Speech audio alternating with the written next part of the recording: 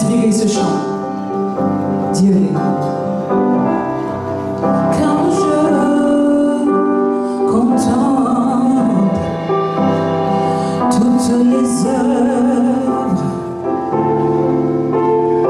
de ses mains, la sainteté que reflète l'amour divin, mon cœur ne peut que s'incliner,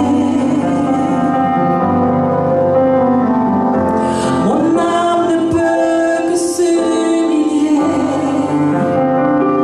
Dieu est grand, Dieu est grand, Dieu est grand.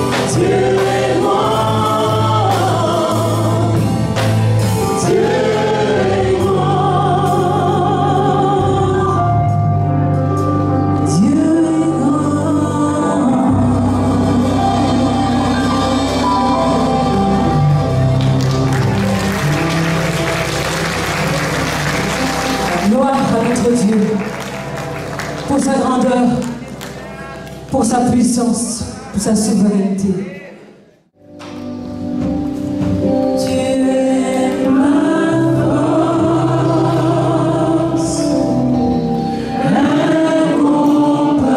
Incomparable.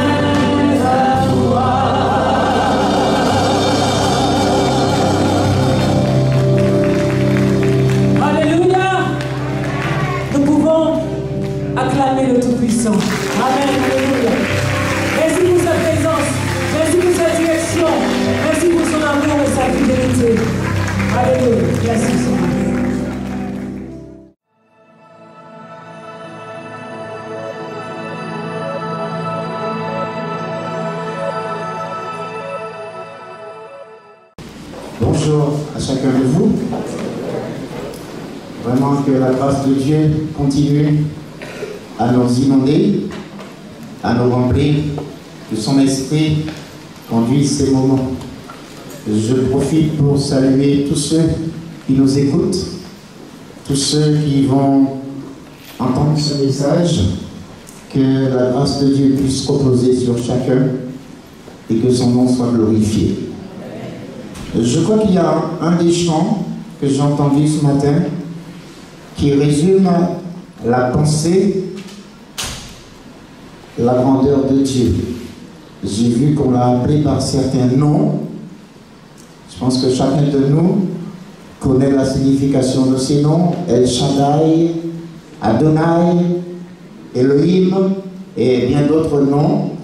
Je crois qu'au travers de la prédication, vous allez trouver ces noms-là et peut-être autre chose, puisque ce matin, je voudrais vous montrer, au travers de la prédication, combien Dieu est présent chaque jour de notre vie.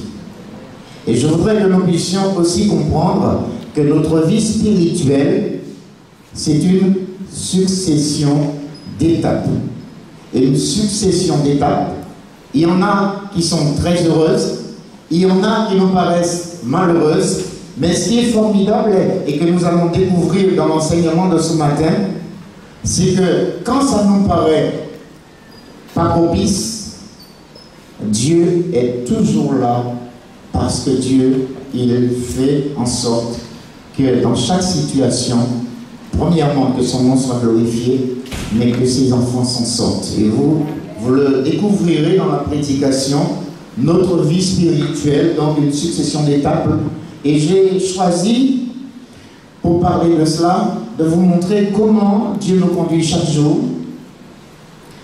J'ai pensé à Israël, qui va sortir d'Égypte pour aller en Canaan. Et nous allons voir comment Dieu va former son peuple à le connaître. Je voudrais que ce soit la même chose pour nos vies, que nous puissions connaître Dieu, qu'il nous forme dans notre marche spirituelle et que nous apprenons à le découvrir, à le connaître et à l'aimer, à le craindre. Le rappel du voyage dans le désert va nous permettre de tirer des enseignements. Alors, j'ai voulu faire un plan très simple pour que chacun puisse suivre. Et pour comprendre, je vais lire un passage dans ma Bible où, justement, la Bible résume toutes les étapes que Israël a connues en sortant d'Égypte jusque dans les plaines de Moab. Et c'est ce que je vais lire dans Nombre, chapitre 33. À partir du verset 1er, la lecture peut être un peu fastidieuse puisqu'elle est longue, mais je crois que ça vaut le coup de lire. Et vous comprendrez après que je vais sélectionner quelques étapes parce qu'on ne pourrait pas les voir toutes. Nombre, chapitre 33, verset 1er. Voici les stations des enfants d'Israël qui sortirent du pays d'Égypte selon leur corps d'armée sous la conduite de Moïse et d'Aaron. Moïse écrivit leur marche de station en station d'après l'ordre de l'Éternel. Et voici leurs stations selon leur marche. Alors, je répète, même si c'est fastidieux, mais c'est bon de voir les étapes que Israël a connues dans le désert, parce que notre vie aussi, c'est une succession d'étapes. Ils partirent de Ramsès le premier mois, le 15e jour du premier mois. Le lendemain de la Pâque, les enfants d'Israël sortirent la main levée à la vue de tous les Égyptiens. Et les Égyptiens enterraient ceux que l'Éternel avait frappés parmi eux, tous les premiers-nés. L'Éternel exerçait aussi des jugements contre leur Dieu. Les enfants d'Israël partirent de Ramsès et campèrent à Sukkot. Ils partirent de Sukkot et campèrent à Étam, qui est à l'extrémité du désert. Ils partirent d'Étam, se détournèrent vers Pi-Hahiroth, vis-à-vis de Baal-Séphon, et campèrent devant Migdol. Ils partirent de devant Pi-Hahiroth et passèrent au milieu de la mer dans la direction du désert. Ils firent 3 journées de marche dans le désert d'Étam et campèrent à Mara. Ils partirent de Mara et arrivèrent à Élim. Il y avait à Élim 12 sources d'eau et 70 palmiers. Ce fut là qu'ils campèrent. Ils partirent d'Élim et campèrent près de la mer Rouge. Ils partirent de la mer Rouge et campèrent dans le désert de Sin. Ils partirent du désert de Sin et campèrent à Dofka. Ils partirent de Dofka et campèrent à Alush. Ils partirent d'Alush et campèrent à Réphidim, où le peuple ne trouva point d'eau à boire. Ils partirent de Réphidim et campèrent dans le désert de Sinaï. Ils partirent du désert de Sinaï et campèrent à Kibroth Atava. Ils partirent de Kibroth Atava et campèrent à Astéroth. Ils partirent de Astéroth et campèrent à Ritma. Ils partirent de Ritma et campèrent à Rimon-Pérès. Ils partirent de Rimon-Pérès et campèrent à Limna. Ils partirent de Limna et campèrent à Rissa. Ils partirent de Rissa et campèrent à Kélélata. Ils partirent de Kélélata et campèrent à la montagne de Shapher. Ils partirent de la montagne de Shapher et campèrent à Arada. Ils partirent de Arada et campèrent à Makélot. Ils partirent de Makélot et campèrent à Tahat. Ils partirent de Tahat et campèrent à Tarash. Ils partirent de Tarash et campèrent à Mika. Ils partirent de Mika et campèrent à Ashmona. Ils partirent de Ashmona et campèrent à Moseroth. Ils partirent de Moseroth et campèrent à Béné-Jaakan. Ils partirent de Béné-Jaakan et campèrent à Or-Gidad. Ils partirent de Or-Gidad et campèrent à Jotbata. Ils partirent de Jotbata et campèrent à Abrona. Ils partirent de Abrona et campèrent à Etson-Geber. Ils partirent d'Etson-Geber et campèrent dans le désert de Sin, c'est Kadès. Je souffle et je continue, verset 37. Ils partirent de Kadès et campèrent à la montagne de Hor, à l'extrémité du pays d'Édom. Le sacrificateur Aaron monta sur la montagne de Hor, suivant l'ordre de l'Éternel. Et il y mourut la 40e année après la sortie des enfants d'Israël du pays d'Égypte, le 5e mois, le premier jour du mois. Aaron était âgé de 123 ans lorsqu'il mourut sur la montagne du Hor. Le roi d'Arad, cananéen, qui habitait le midi du pays de Canaan, apprit l'arrivée des enfants d'Israël. Ils partirent de la montagne de Hor et campèrent à Salmona. Ils partirent de Salmona et campèrent à Punon. Ils partirent de Punon et campèrent à Oboth. Ils partirent d'Oboth et campèrent à Ijé-Abarim, sur la frontière de Moab. Ils partirent de Ijé-Abarim et campèrent à Dibongad. Ils partirent de Dibongad et campèrent à Almon-Diblathaïm. Ils partirent d'Almon-Diblathaïm et campèrent aux montagnes d'Abarim devant Nebo. Ils partirent des montagnes d'Abarim et campèrent dans les plaines de Moab, près du Jourdain, vis-à-vis de Jéricho. Ils campèrent près du Jourdain, depuis Beth-Jeshimoth jusqu'à Abel-Sittim, dans les plaines de Moab. Amen. Oh, vous allez me dire dans cette lecture, qu'est-ce qu'on peut en tirer? Énormément de choses, si bien que la prédication aurait été trop longue et que, alors qu'il nous est décrit plus de 40 stations, ce que je viens de lire, je vais m'arrêter que sur 7 stations et vous verrez que ces 7 stations ont eu une signification pour Israël, mais ont aussi une signification dans notre vie de chaque jour. Première étape, je m'arrête au verset 3 et 4. Alors, pardonnez-moi de ne pas reprendre toutes les lectures parce que ce serait trop long. Je vais m'arrêter au verset 3 et 4 pour signifier la première étape. Dans ce passage-là, Israël est en Égypte et Israël va quitter l'Égypte. L'épreuve. Alors, à chaque fois, pour simplifier la prédication, j'ai voulu faire un plan que tout le monde va retenir. Je vais parler de l'épreuve d'Israël. Quand j'aurai fini de parler de l'épreuve, je vais montrer comment Dieu va intervenir, l'intervention divine. Et quand j'aurai montré l'intervention divine, je vais tirer un enseignement qui est valable pour Israël et qui est valable pour nous. Et c'est le plan qui va, que je vais développer pendant ces 7 étapes que je voudrais voir avec vous. Donc, première étape, le peuple est en Égypte.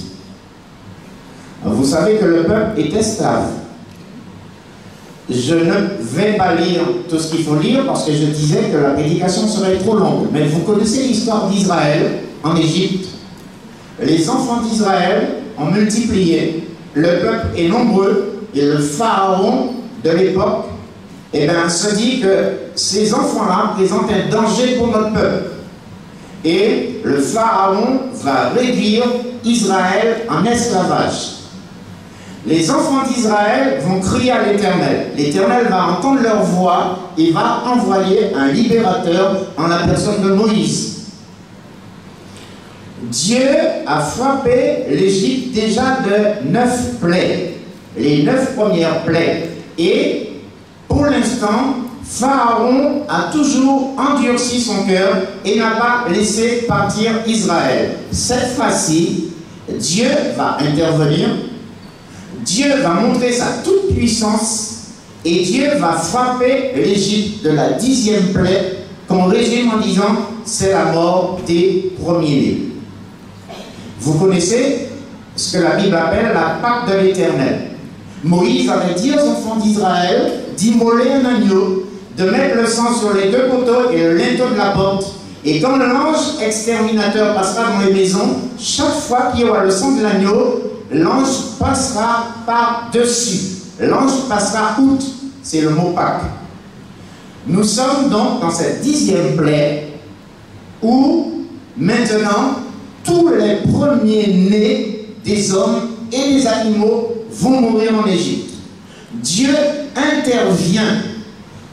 Le El Shaddai que nous avons dit, le Dieu tout-puissant, va manifester maintenant à toutes les divinités d'Égypte qu'elles sont impuissantes pour garder les Égyptiens. Et dans chaque plaie, Dieu a toujours voulu montrer à Pharaon que les différentes divinités égyptiennes sont impuissantes pour empêcher à Dieu de faire ce que lui a décidé de faire. La 10e plaie consacre la toute-puissance de Dieu. Pharaon voit son premier-né mort. Dans l'Égypte, tous les Égyptiens voient dans leur maison que leur premier-né est mort et c'est la panique. Et alors, Pharaon va pousser Israël à s'en aller. C'est l'Exode. Ils vont partir.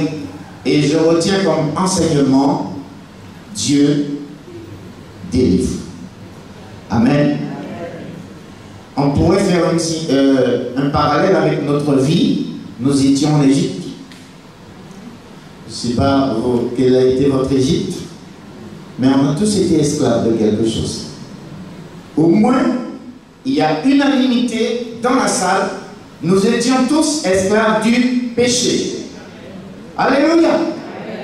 Et le libérateur que Dieu a envoyé, c'est Jésus-Christ.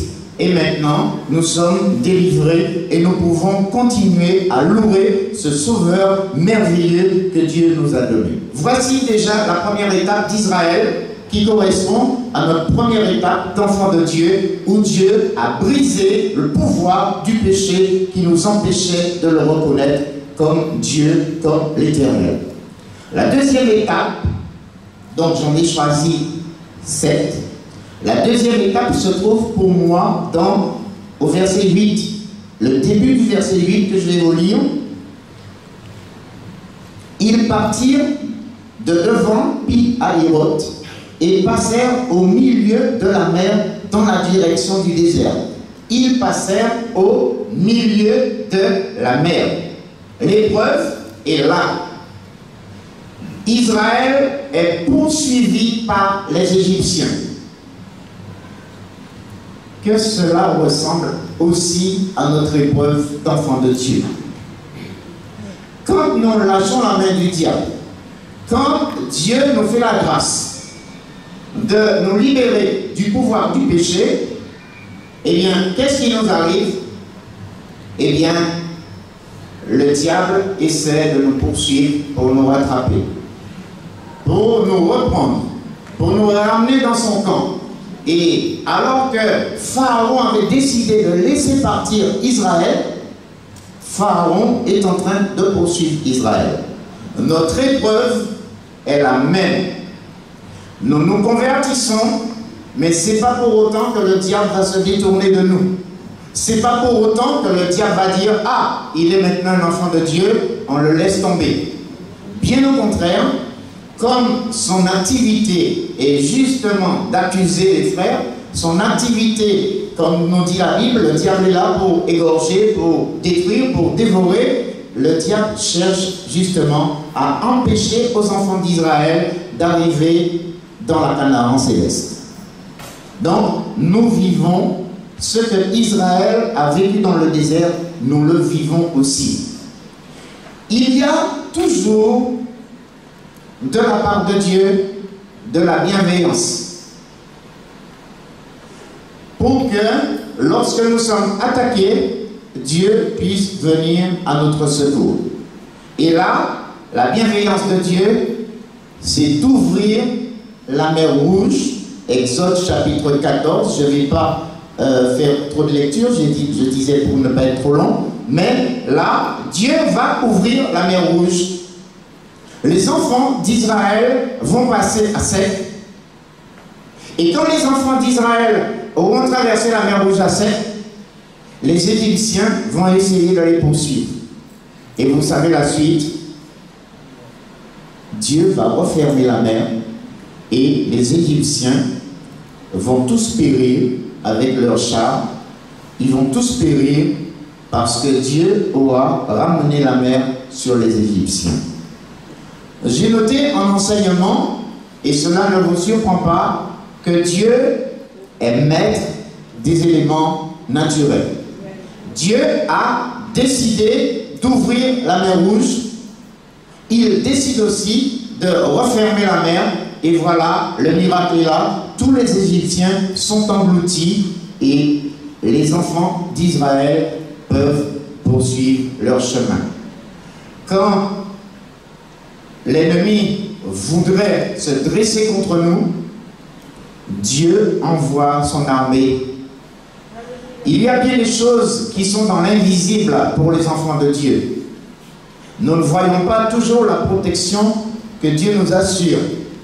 Mais l'armée divine, l'ange de l'Éternel, vous connaissez le verset dans les psaumes, campe autour de ceux qui le craignent et il l'arrache au danger. Là, il y avait le danger. Les enfants d'Israël n'étaient pas armés, ils avaient peur. Les Égyptiens étaient bien armés sur leurs chars, mais Dieu va intervenir. Dieu est maître des éléments. Je ne sais pas si tout à l'heure on pourra nous reprendre ce chant que Dieu t'a inspiré sur sa grandeur. Je retrouve dans ma prédication et j'ai beaucoup apprécié le chant parce que ce chant montre comment Dieu est grand, comment Dieu est puissant. Dieu intervient toujours. Et ce matin, ce que je voudrais dire à chaque chrétien, et là je vais commencer par des étapes beaucoup plus malheureuses quand on examine les étapes. Dieu est toujours là, toujours présent.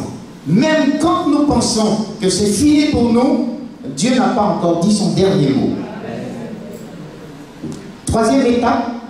Alors, je ne sais pas si vous allez retenir le nom des étapes, mais j'ai voulu les souligner. La première étape, c'est l'Égypte. Dieu délivre. La deuxième étape, c'est la mer Rouge. Dieu est maître des éléments. J'arrive maintenant à une troisième étape. Dans la fin du verset 8, je vous lis la fin du verset 8. Ils firent 3 journées de marche dans le désert d'Étam et campèrent à Mara.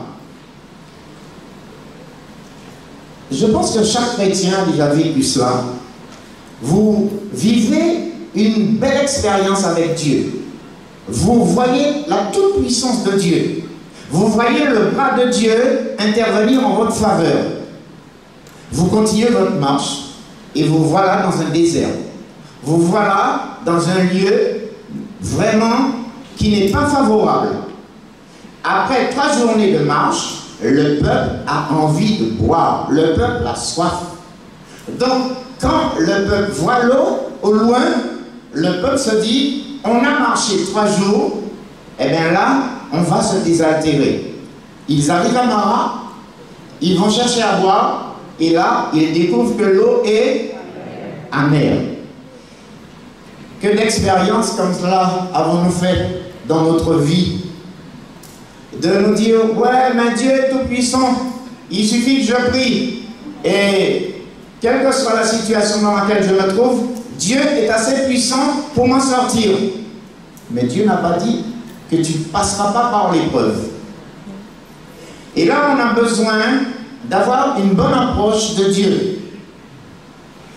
Quand Israël est à Mara, quand vous lisez Exode 14, vous voyez, Exode 15, pardon, versets 22 à 26, vous voyez que tout Israël est en mode panique. Tout le monde se dit, mais pourquoi Dieu nous a conduits là? Et on s'en prend à Moïse. J'ai trouvé, et là il y a une leçon superbe de Moïse. Tout le monde murmure, tout le monde panique. Il y a un homme qui est calme, c'est Moïse. Il demande à Dieu que faire. Et ça, nous devrions le savoir. Quand nous sommes en mode panique, ça ne sert à rien de continuer à paniquer. Il faut crier à Dieu. Moïse demande à Dieu qu'est-ce qu'il faut faire. Et Dieu lui dit, il y a un bois là, prends ce bois là et jette-le dans l'eau. Et Moïse va faire ce que Dieu lui demande. Dieu intervient et l'eau amère devient douce. Alléluia! Je voudrais vous dire que quand vous êtes à Mara, rappelez-vous, alors que l'épreuve vous emmène dans l'amertume, il suffirait de penser à Jésus pour que votre amertume se transforme en joie. L'eau était amère, on a jeté un bois dans l'eau. Jésus n'a-t-il pas dit, pour que je vous dise qu'il a un bois, il a dit, si l'on fait ces choses au bois vert, donc c'est bien lui le bois vert, qu'en sera-t-il du bois sec que nous sommes? Et nous avons besoin de comprendre que quand l'épreuve, quand l'étape dans laquelle nous nous trouvons est amère, eh bien, comme la Bible nous demande, je lève les yeux vers les montagnes. C'est de là que me viendra le secours. Le secours me vient de l'Éternel qui a fait les cieux et la terre. Alléluia. L'enseignement, il faut toujours se rappeler que Dieu fait des miracles. Et ce chant, c'est un chant qu'on doit chanter dans l'épreuve. Quand le vol de la tempête vient assombrir en ciel bleu, qu'est-ce qu'on dit après? Compte les bienfaits de Dieu. C'est quelque chose de bien de se rappeler que Dieu fait des miracles, que Dieu est tout puissant pour qu'on ne sombre pas et que l'on puisse se dire, dans ces moments-là, je peux encore compter, alors que l'étape est difficile, je peux encore compter sur le Dieu des miracles. Alléluia! Quatrième étape, c'est Dieu. On est à Mara, j'arrive au verset 9, et la Bible nous dit, ils partirent de Mara et arrivèrent à Élim. J'aurais traduit ce verset en créole, et j'aurais dit, Baudelaire n'est pas loin. Quelqu'un me dirait, après la pluie, c'est le beau temps.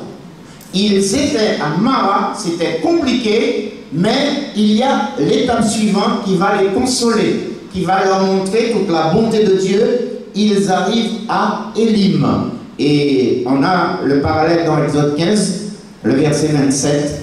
Dieu les emmène quelque part où ils vont avoir 10 sources d'eau et 70 palmiers. Donc ils ont vraiment largement ce qu'il faut pour se désaltérer et ce qu'il faut pour s'abriter du soleil, puisque là on dirait vraiment un ensemble d'oasis. Alors qu'ils sont dans le désert, ils arrivent à un lieu de repos. Et là j'ai pensé au psaume 23. L'Éternel est mon berger, je ne manquerai de rien. Il me conduit dans de verts pâturages.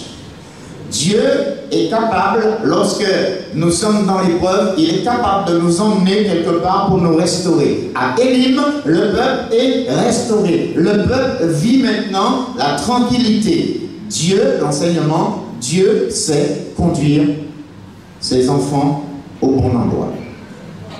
Amen. Dieu sait conduire ses enfants au bon endroit. Je voudrais vous rappeler, et ça je pense qu'il ne faut pas faire l'économie,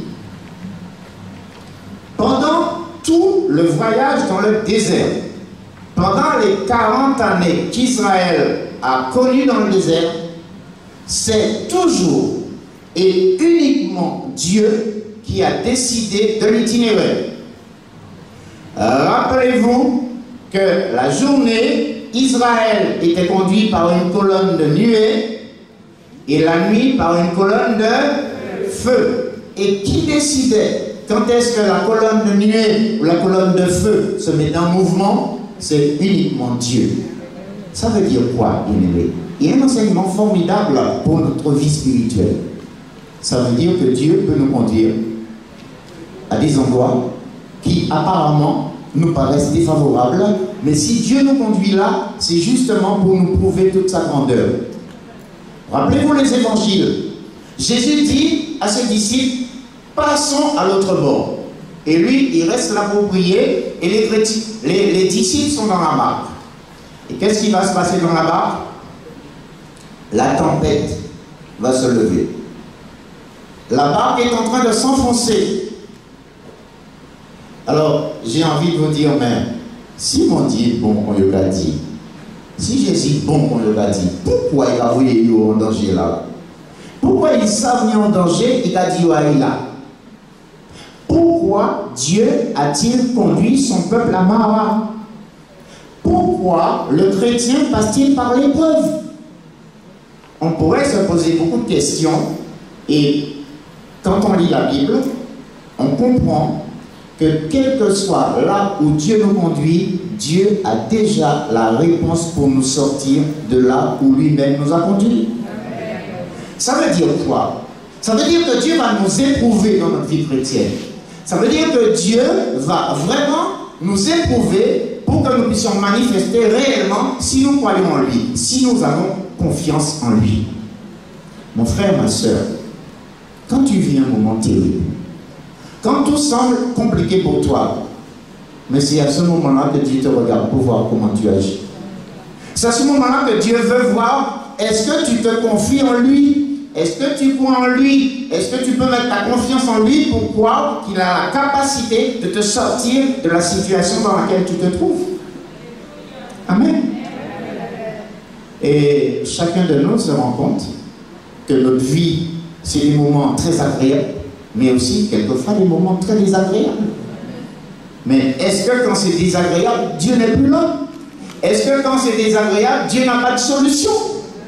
La Bible est en train de nous prouver encore ce matin que Dieu a toujours des solutions. 5e étape. Nous sortons des lignes où tout semblait bien. On avait de l'eau en abondance. On avait les palmiers qui procuraient l'ombre. On pouvait se reposer dans son hamac. Tout allait bien. Et puis Dieu décide, maintenant, je vous emmène dans le désert de Sin. Verset 11. Ils partirent de la mer Rouge et campèrent dans le désert de Sin. Si on dit désert, vous dites, ouais, c'est solitude, il fait chaud, on n'a pas de quoi manger, on n'a pas de quoi boire. Donc, qu'est-ce que Dieu, pourquoi Dieu nous emmène là? Et là, le peuple va commencer à murmurer. Le peuple va s'en prendre à Moïse, s'en prendre à Dieu. Et même se dire, mais à quoi ça sert d'être un enfant de Dieu? À quoi ça sert d'avoir un grand Dieu pour qu'on soit dans des situations pareilles, pour qu'on soit dans le besoin, pour qu'on manque de tout, on manque à manger, on manque à boire, et pourtant on a un Dieu, et quand on lit la Bible, Dieu nous dit que tout lui appartient.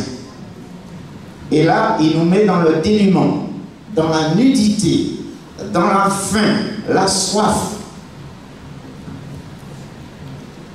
Quelqu'un pourrait se dire, mais Et c'est un peu comme ça Israël pensait, que nous sommes morts en Égypte. Quand nous étions en Égypte, nous avions les concombres, nous avons les oignons, nous avons les os, nous avions tout. Ici, nous sommes en train de quémander, prier Dieu pour qu'il nous donne. Nomme-moi un chef et retournons en Égypte. C'est comme l'enfant de Dieu qui, dans son épreuve, il cherche une solution à sa vie, il n'en trouve pas et il se dit, mieux vaut en pas te convertir. Mieux vaut en te rester lent et lent, te débrouiller moi, j'en t'ai qu'à débrouiller moi là, mais t'es bien chrétien, c'est une misère, pas vrai. Il y a des chrétiens qui parlent comme ça. La phrase la plus terrible que j'ai entendue un jour de la part d'une petite sœur chrétienne, je pense que vos chaises sont bien vissées, il dit, moi, débaptisez-moi. Débaptisez-moi. On dit, mais qu'est-ce que ça veut dire? En baptisé, mais depuis en baptisé, c'est misère, là, vraiment dit. Mais on dit, moi, pauvre, qui j'en vais débaptiser? Déjà, pas moi qui baptiser, mais qui j'en vais faire moi débaptiser? Vous voyez que l'épreuve, la difficulté peut faire qu'on remet en cause notre appartenance à Dieu. On murmure, on est dans la contestation, on est dans la rébellion. Et cela est plusieurs fois mentionné dans le livre des Nombres parce que Israël ne comprenait pas qu'on puisse appartenir à un Dieu si grand et de vivre quelquefois des temps si difficiles. Mes chers frères et sœurs, ce n'est pas le nombre de fois que j'ai déjà prêché sur ce thème, mais quand je le fais, c'est toujours dans un but d'encourager, de dire ce qui est écrit dans 1 Corinthiens 10, verset 13, « Aucune épreuve qui ne vous est survenue n'ait été humaine. Et Dieu sait ce que vous pouvez supporter. » Et la Bible nous dit, et la fin du verset est très belle, Dieu a déjà préparé le moyen pour nous de nous sortir de l'eau. Amen. Ça pourrait nous paraître décourageant, ça pourrait nous paraître vexant, humiliant, mais je n'oublie pas ce qui est écrit dans Deutéronome. Et que j'ai envie de dire à chaque chrétien, et que moi je me répète chaque jour, Dieu dit à Israël, je t'ai éprouvé, je t'ai fait connaître la faim et la soif pour voir quel était l'état de ton cœur. Si tu garderais confiance en moi, si tu observerais ma parole. Et Dieu peut nous mettre dans une situation, alors que nous sommes en train de lui faire une demande, Dieu fait la sourde oreille, le silence de Dieu. Dieu ne répond pas. On a beau crier à lui, on a beau lui demander, lui a décidé pendant un temps de ne pas donner de réponse. Et Dieu nous regarde. Dieu nous regarde. Notre cœur pourrait chaque jour s'enfler un peu plus contre Dieu.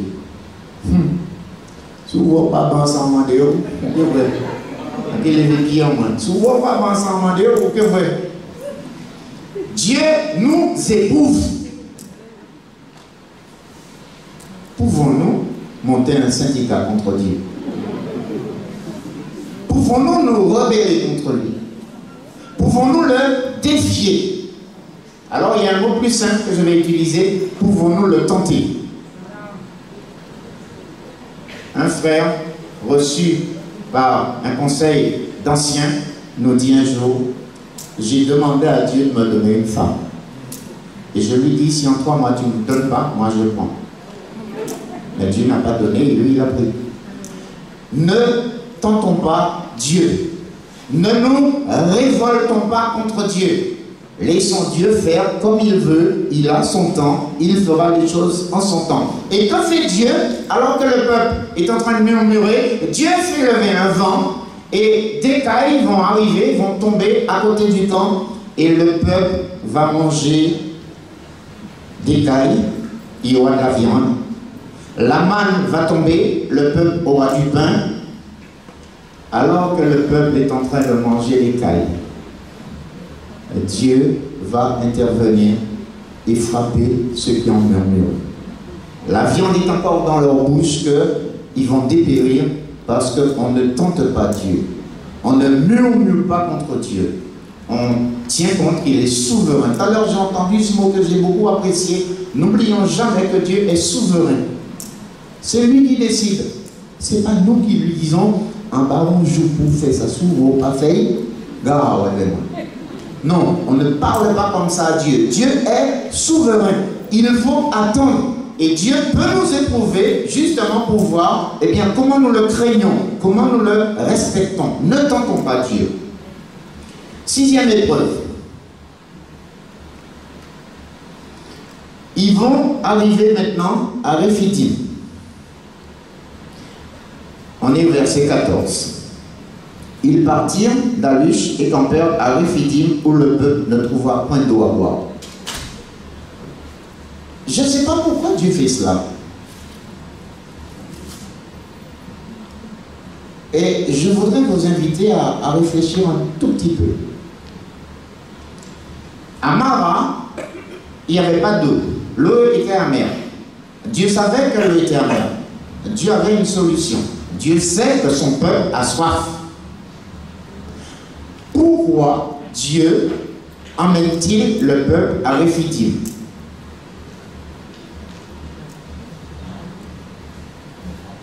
Je peux vous faire un parallèle dans le Nouveau Testament. Jésus a une foule avec lui. Et il dit aux disciples, donnez-leur à manger.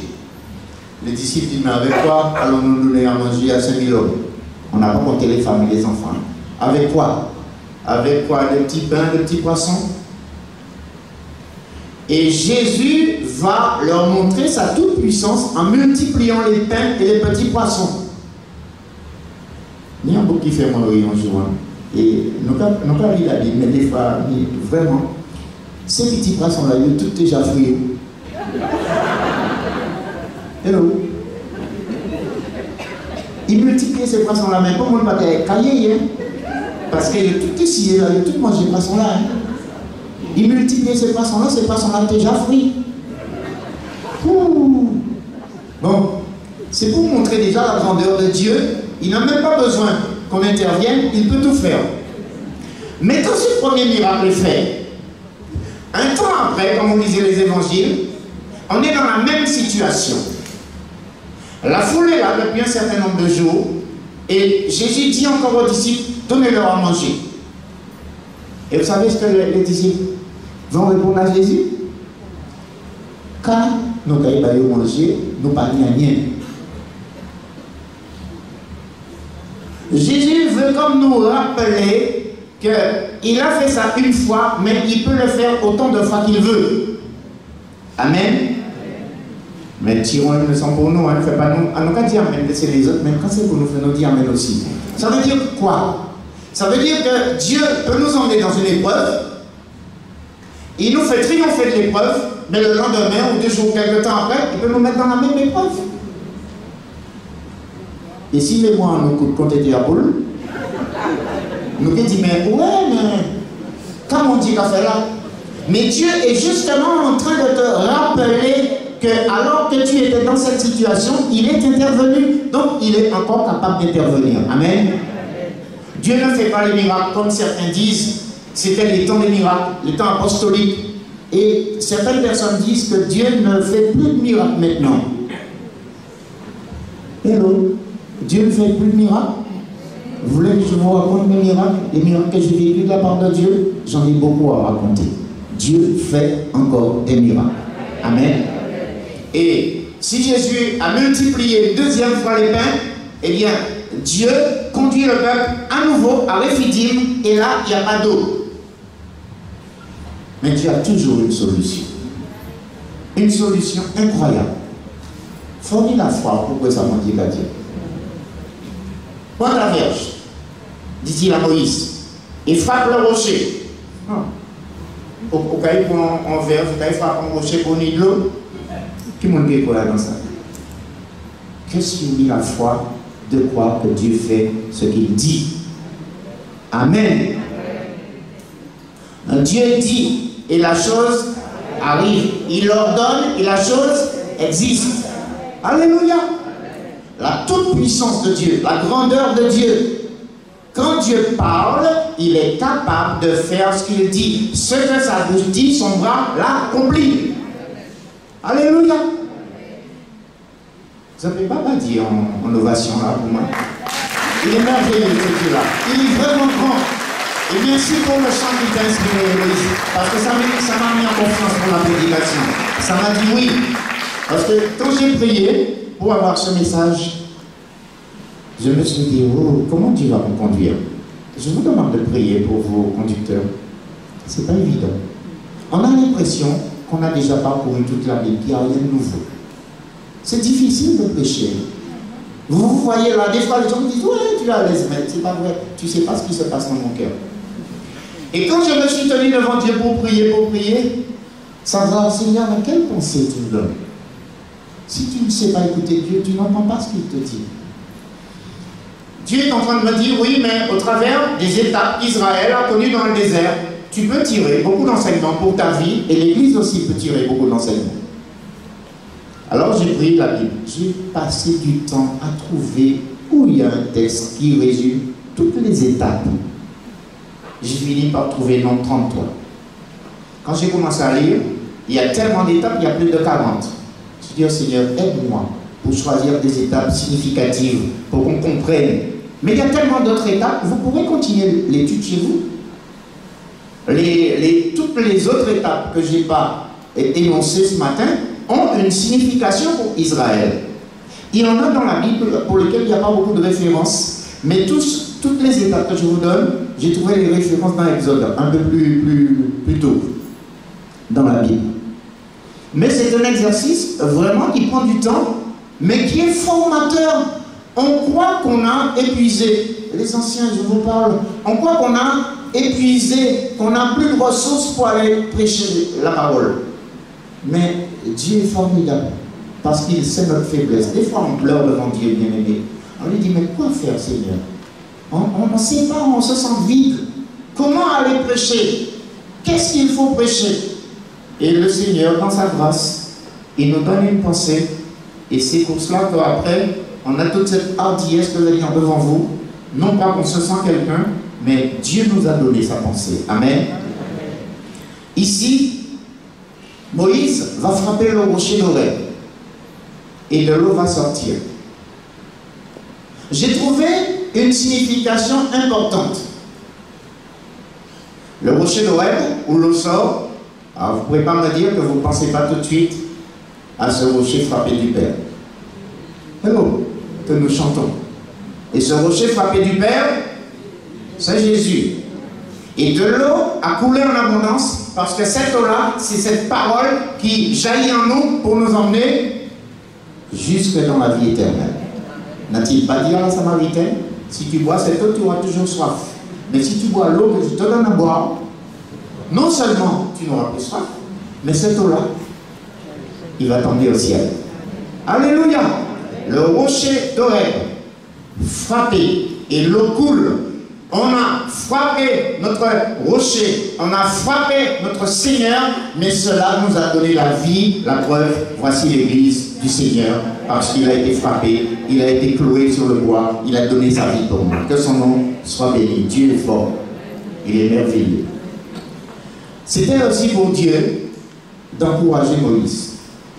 Moïse était tellement critiqué que Dieu a voulu renforcer sa position. C'est ce que j'ai noté comme enseignement. Dieu a voulu renforcer. Il y a des fois, les serviteurs sont fatigués, bien aimés. Hello. On a besoin de vos encouragements. On a besoin de vos prières. Nous sommes des hommes comme vous, avec nos faiblesses, avec nos manquements. Des fois, on peut être en tort devant vous. On peut vous avoir fait du mal. On peut vous avoir fait souffrir sans s'en rendre compte. Mais je pense que vous devriez pouvoir comprendre que ce n'est pas facile d'être un serviteur de Dieu. Ce matin, j'ai échangé avec Christian. On disait, ouais, c'est pas évident, mais il faut continuer. Il faut continuer la marche, il faut continuer le service. Mais nous sommes imparfaits. Et notre imperfection peut être la source de certains de vos problèmes. Dieu va renforcer Moïse parce que Moïse est fatigué.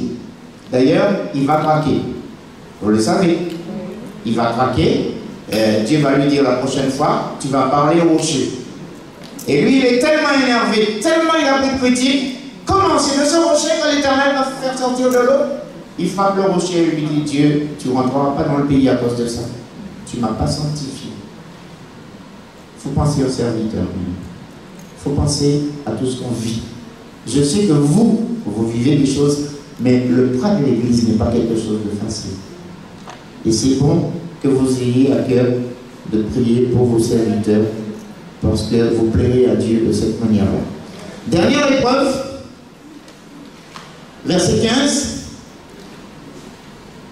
Ils partirent de Réphidim et campèrent dans le désert de Sinaï.